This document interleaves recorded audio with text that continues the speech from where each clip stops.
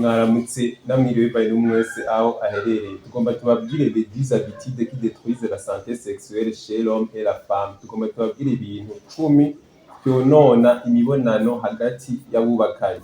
Ushobora kuba wubatse, iyi video irakuraba, ushobora kuba ufise uwo mubakanye canke ugomba gukora ubukwe, ino video irakuraba. Tugomba tubabwire ibintu 10 vyonona imibonano hagati y'abubatsi. Ikintu rero ca mbere uza guhera ariko imbere yuko mwumva kino kintu uraba neza ko wamaze gukora subscribe kugira ngo ushigikire ino chaîne yacu, ni ivy'akamaro. Rero ikintu ca mbere gituma imibonano hagati y'abubatsi yononekara ni iyi manque d'activité physique, kudakora siporo hagati y'abubatsi. Nimba mwubatse n'umugore wawe mukwiye kwama mugira siporo, kwama mugira imyimenyerezo, kuko kudakora siporo bituma ibiro vyongerekana, ugasanga umugore canke umugabo ibiro vyabo vyaraduze, bari muri surpoids canke bafise obésité. Rero iyo umuntu amaze kuja muri obésité usanga gukora imibonano bimugora canke ashika ahantu akananirwa, bikamugora, akaremerwa, abitewe na surpoids, abitewe na obésité.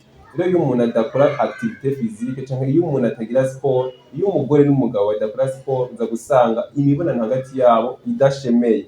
Kudakora siporo kandi biza gutuma circulation sanguine itagenda neza, uza gusanga amaraso adatembera neza. Iyo amaraso atariko aratembera neza, imibonano hagati y'abubatse ntishobora kugenda neza.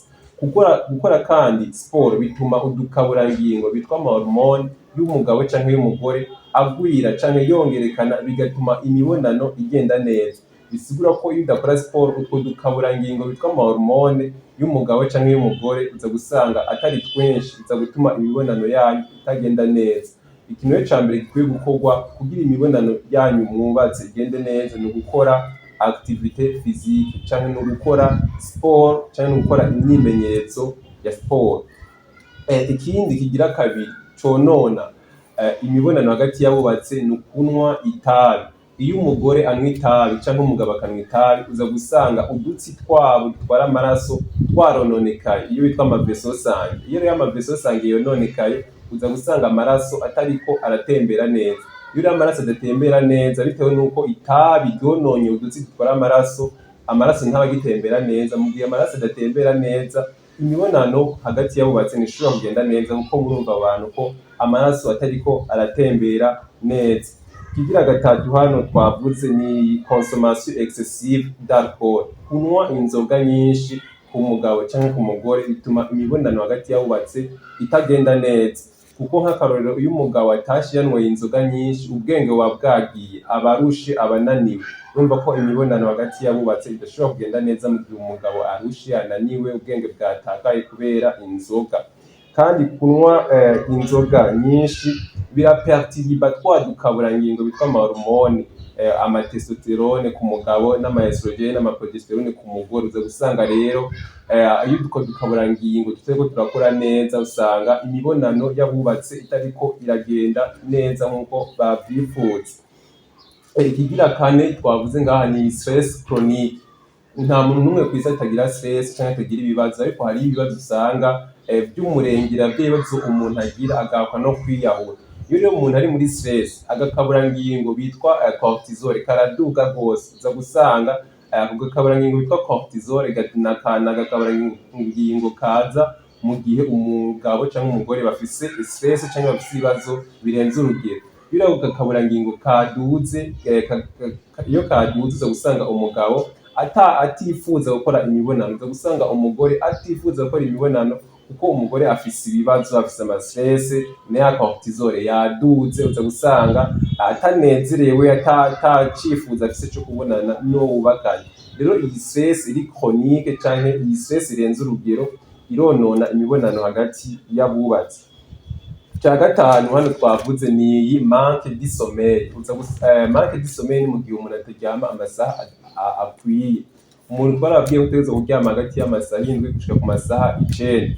Rero iyo ugiye munsi y'amasaha 7 ukaryama amasaha 6 ku munsi, amasaha 4 3, uza gusanga uriko uraperturba canke uriko uronona amagara yawe. Nko ku mugabo uza gusanga agakaburangingo bitwa testosterone kamanutse canke kabaye perturbé, abitewe nuko adasinzira itiro rikwiye. Iyo rero umugabo ako gakaburangingo bitwa testosterone katifashe neza, hageze mu gihe c'imibonano n'ububakanye ntibiza kugenda uko byategerezwa. Rero muce mwumva ko umugabo n'umugore bubatse bategerezwa kuryama hagati y'amasaha 7 gushika ku masaha 9. Ikindi ca gatandatu tuvuga ni mauvaise alimentation. Bavuze mauvaise alimentation ni gufungura nabi. Bavuze gufungura nabi si uko urya bikeya cyangwa utaronka indya, ahubwo gufungura nabi no kurya byinshi ukarenza urugero cyangwa ukarya ibidakenewe, ukarya amasukari menshi, ukanywa inzoga nyinshi.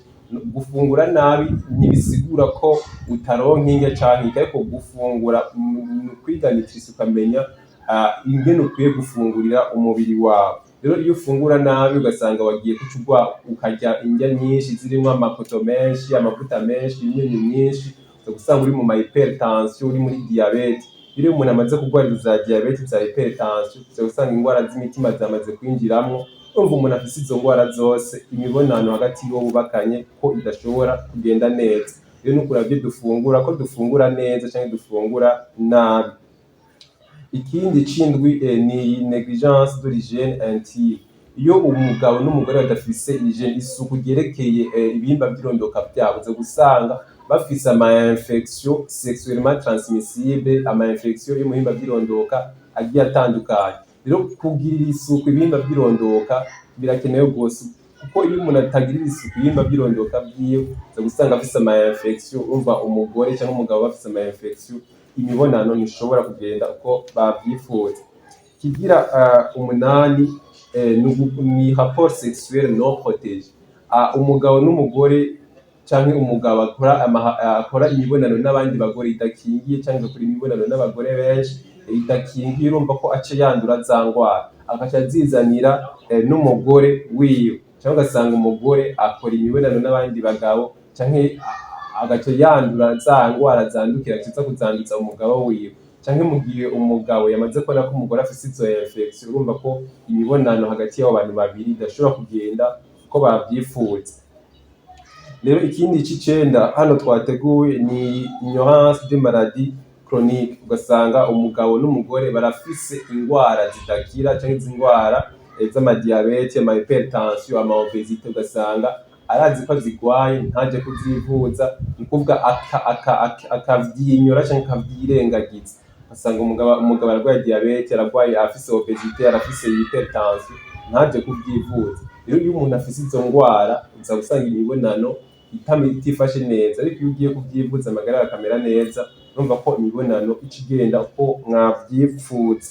Icanyuma duhereza ko ni kudakonsulta umuganga, kutaja kwipimisha, kwidepista. Kunuga usanga abantu barubakanye ntibaja kwipimisha ama-infection, ntibaja kwipimisha izi ngwara z'amadiabete, z'ama-hypertension, ugasanga umuntu abayeho ko nyine yarabineglige. Nibyo twari dufise tubabwira ibintu bishika kuri 10 umugabo n'umugore bakora bikonona imibonano yabo. Amazina yanje ni Irankunda Nelson, umunyeshuri mu gisata cy'ubuvuzi. Ufise icubaza canke wakunze ibintu by'uko byacu, byonda kuri live nawe utaha.